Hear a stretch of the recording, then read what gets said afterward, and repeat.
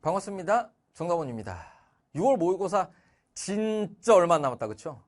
제가 캐스트에서 항상 잔소리 위주로 했던 것 같아서 이번에는 실질적인 전략 들고 왔습니다. 육모 점수 극대화 전략. 제가 해드릴 얘기는 육모에만 해당하는 건 아니고요. 시험 전반에 당연히 다 적용이 되는 얘기입니다. 최소 2점, 많게는 5점 혹은 그 이상까지도 여러분이 원점수를 확보할 수 있는 이야기들을 가져왔습니다. 제가 오늘 선정한 메인 주제는 뭐냐? 100점 받아본 적 없는데 대체 왜 그래? 입니다. 자, 한번 들어보세요. 우리가 시험을 망치게 되는 이유가 뭐냐면 100점 예정자처럼 풀기 때문이에요. 제가 말하는 시험을 망쳤다는 뭐냐면 내 실력보다 못한 점수를 받았다. 이겁니다. 들어보세요. 여러분들 시험 보는 거 보면 저도 못하던 시절에 그랬는데 스스로를 100점 예정자인 것처럼 생각해요. 아니, 여러분이 인지하고 있진 않아, 이걸. 근데 하는 행동을 보면 마치 100점 예정자인 것처럼 행동을 해. 어차피 못 풀 문제인데 아쉬워한단 말이야.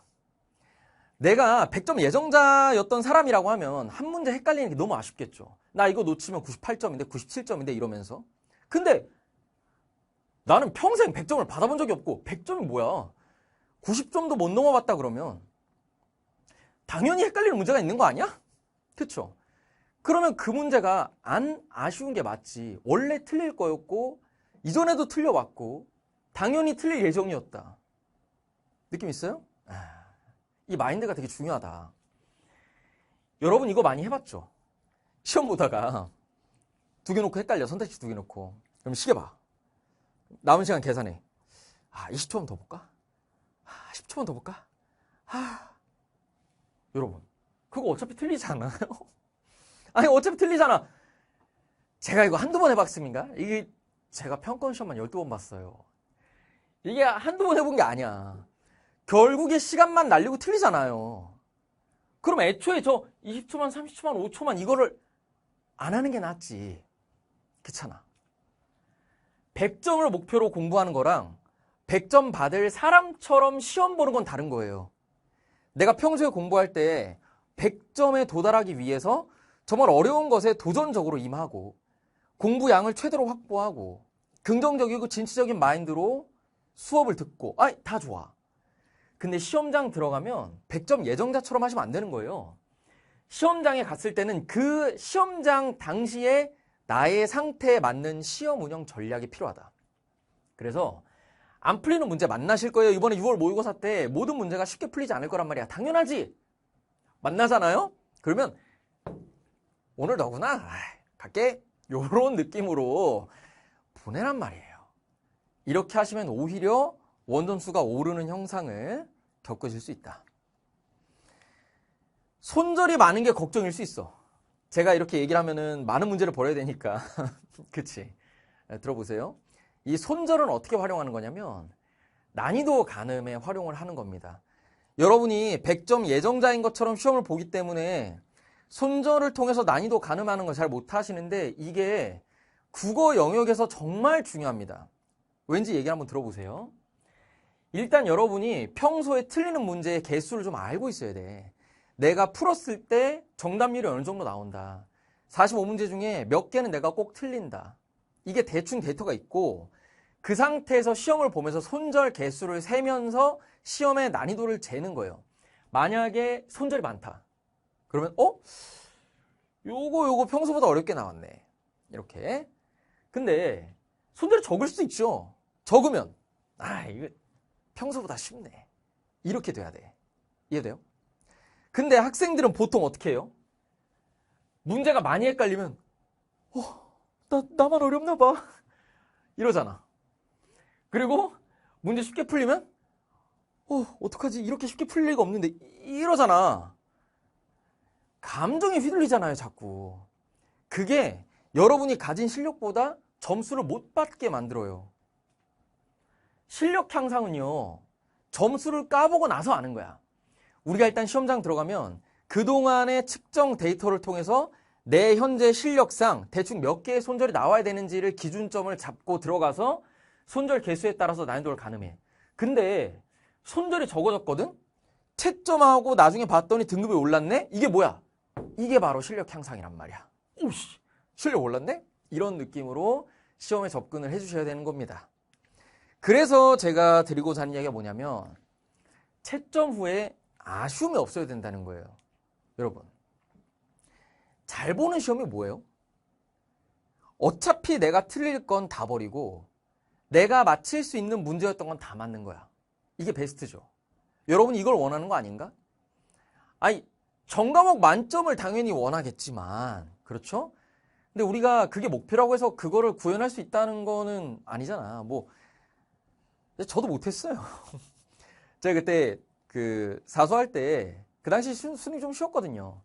수학 하나, 영어 하나 틀리고 이제 국어랑 탐구는 다 맞았는데 저는 이제 시험 볼 때 제가 만점자 인터뷰 준비해야 되는 줄 알고 다음 고 시험 보면서 와, 나 만점자 인터뷰 준비해야지 이러고 있었거든요. 근데 막상 나오니까 또 틀리더라고요. 그러니까 만점은 어려운 건데 이게 잘 본 시험이 원점수가 높은 시험은 저는 아니라고 봐요. 내 실력에 합당한 점수를 받는 게 잘 본 시험이다. 채점 후에 이거 풀었어야 되는데 맨날 이거 하잖아요, 여러분.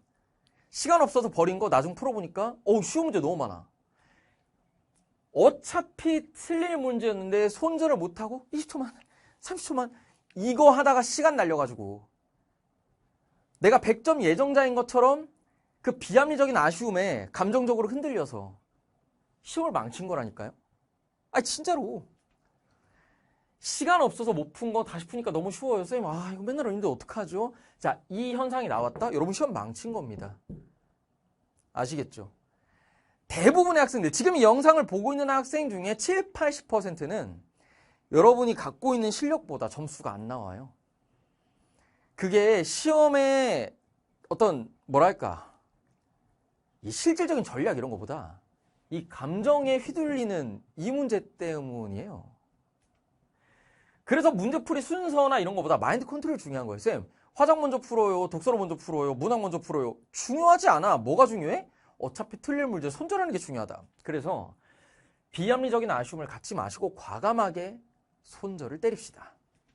그러면 오히려 시간이 좀 남을 거예요. 특히 2, 3등급 때 있는 친구들은 과감하게 탁탁탁 쳐내고 나면 남은 시간 버린 문제 딱 하면 시간이 꽤 있어.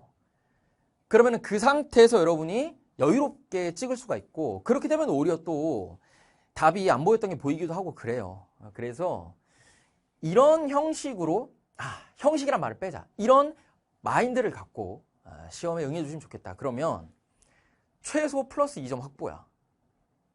한 문제 정도는 이런 아쉬움 여러분 갖고 있잖아요. 그러니까 2점 이상은 확보할 수 있고 많게는 2문제, 3문제까지도 확보할 수 있겠죠. 자, 그 다음에 해드릴 얘기는 수강생 전용 이야기이긴 합니다. 그래도 해드릴게요. 자, 문학 보기 박스 3점 문제 요 공략법 제가 소개해드린 게 있을 거예요. 그거를 활용을 하시는 건데 다볼담을 아직 하고 계신 분들은 저게 무슨 말인지 싶을 거예요. 다풀담 문학의 주제 3을 들으시면 돼요. 근데 제가 이렇게 얘기를 하면 쌤, 저는 아직 주제 1, 2 다 못했는데요. 쌤, 저 다풀담 사놓긴 했는데 아직 다볼담하고 있어요. 자, 수강 순서가 상관이 없어요. 저 주제 3은 제 선수강을 아무것도 안 들은 상태도 그냥 바로 들을 수 있어요. 무슨 말인지 이해하니? 이 독서 수업 있죠? 다볼담, 다풀담 이건 어느 정도 수강 순서가 영향을 좀 주긴 해요. 근데 이 다볼담, 다풀담 문학은 다풀담 문학의 주제 4를 빼고는 수강 순서가 실질적으로는 상관이 없습니다. 그래서 다풀담 문학 주제 3을 이 남은 며칠 동안 소화해 내시는 걸 권장. 이거 하루면 돼, 하루. 하루 안에 다 할 수 있어요. 진짜야. 제발 해봐. 하시면 3점 확보야. 제가 여기서 막 수업 얘기하면은 이게 수업이 되니까 그 얘기는 안 할게요. 알겠죠? 우리 수강생분들 꼭 선생님 아직 주제 3 진도 안 됐는데 그냥 해. 알겠죠? 네, 이렇게 하시면 최종적으로 저희 수강생들 기준 5점은 원점수를 올릴 수가 있을 거라고 생각을 합니다. 아시겠죠? 요렇게 6월 모의고사 직전 팁을 한번 준비를 해봤는데요. 제가 뭐 잔소리쟁이는 아니에요. 아시죠? 항상 이렇게 도움이 될 만한 얘기가 있으면 들고 찾아올게요. 다들 힘내서 6월 모의고사 전력을 다해서 보시고 육모 끝나고 또 영상으로 뵙도록 하죠.